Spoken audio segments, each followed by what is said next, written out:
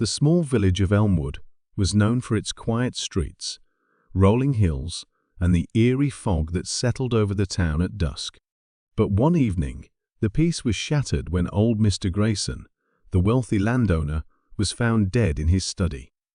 The villagers whispered of foul play, and soon, the news reached Detective Henry Blackwood, a man known for his sharp mind and unshakable calm.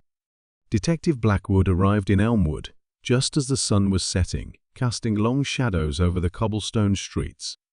He was met by Constable Harris, a nervous young man who led him to Grayson Manor. The house was grand but worn, with creaking floors and dusty curtains.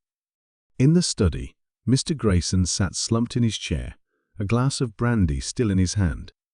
There were no signs of struggle, but his face was frozen in an expression of sheer terror. "He was found like this last evening," Constable Harris explained. "The doctor said it was a heart attack, but the villagers, they think it's something else." Blackwood examined the room carefully. The windows were locked from the inside, and the door had been bolted. There was no sign of forced entry. On the desk, he noticed a half-written letter. It read, "I hear them every night. The whispers at dusk. They're coming for me." "Who found the body?" Blackwood asked. "The housekeeper, Mrs. Briggs," Harris replied. "She said Mr. Grayson had been acting strange for weeks, talking about hearing voices and seeing shadows." Blackwood decided to speak with Mrs. Briggs.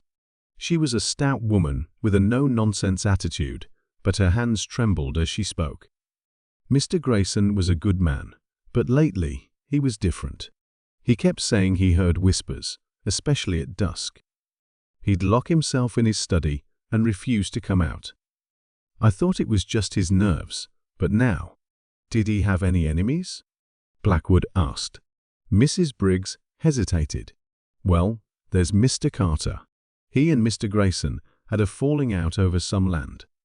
They argued just last week."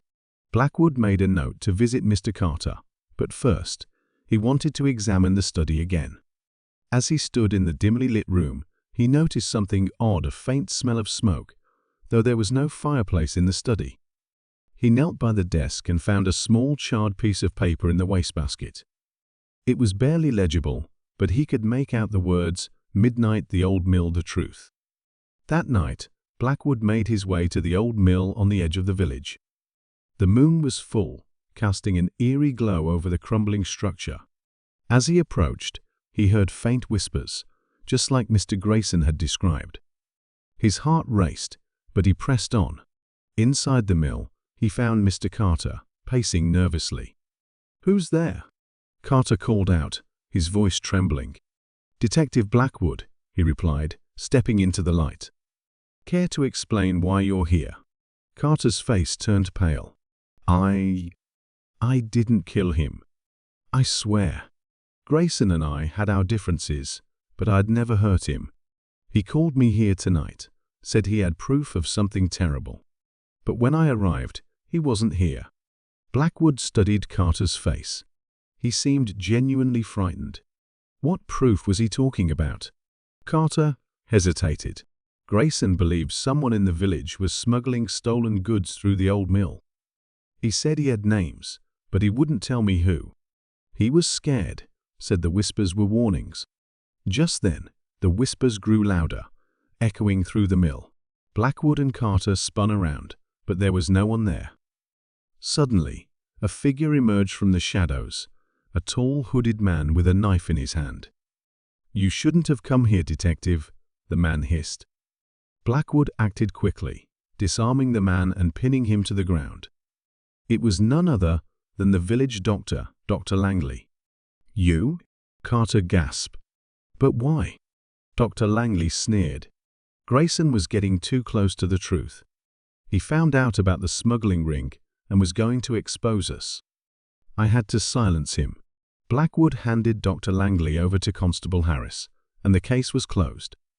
The whispers at dusk, it turned out, were nothing more than the wind echoing through the old mill. But they had been enough to drive a guilty man to madness. As Blackwood left Elmwood, he couldn't help but feel a sense of unease. The village was quiet once more, but the whispers lingered in his mind, a reminder that even in the most peaceful places, darkness could hide in plain sight.